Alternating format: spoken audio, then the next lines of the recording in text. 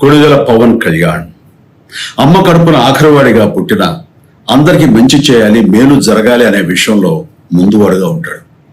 తన గురించి కంటే జనం గురించి ఎక్కువగా ఆలోచించే మనస్తత్వం నా తమ్ముడు కళ్యాణ్ బాబుది. ఎవరైనా అధికారంలోకి వచ్చాక ప్రజలకు ఏదైనా చేయాలనుకుంటారు. కానీ కళ్యాణ్ తన సొంత సంపాదనని కౌలు రైతులు కన్నీళ్లు తుడిచేందుకు ఖర్చు పెట్టడం, సరిహద్దు దగ్గర ప్రాణాలొడ్డి పోరాడే జవాన్ కోసం పెద్ద మొత్తం అందివ్వటం, అలాగే మత్స్యకారులు ఇంకా ఎందుకో తాను చేసిన సహాయం చూస్తుంటే ఇలాంటి నాయకుడు కదా జనానికి కావాల్సింది అనిపిస్తుంది.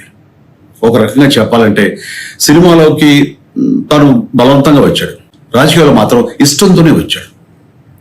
ఏ తల్లికైనా తన కొడుకు కష్టపడుతుంటే గుండె తరుక్కుపోతుంది.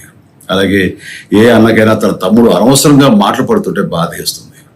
అలా బాధపడుతున్న నా తల్లికి ఈ అన్నయ్యగా ఒక మాట చెప్పాను.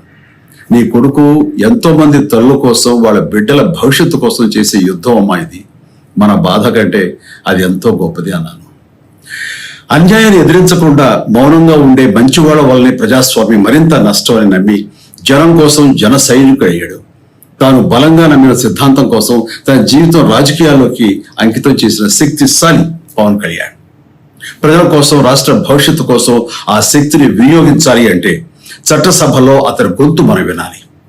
జనమే జయను నమ్మే జనసేనాని ఏమి చేయగలడో చూడాలంటే మీరు పిఠాపురం ప్రజలు కళ్యాణ్ని గెలిపించాలి.